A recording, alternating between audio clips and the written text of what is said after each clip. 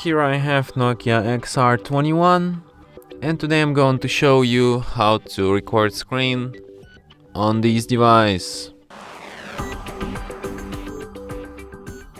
So to do this, firstly you have to open upper bar, and here you can find the button screen record. So by holding your finger on it, nothing happens, so we can't really access its settings, but when you tap on it once,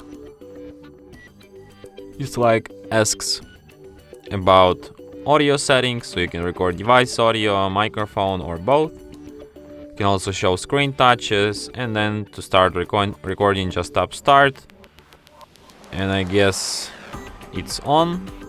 So now we're recording our screen. So when you're done recording, you just go to the upper bar and tap stop here.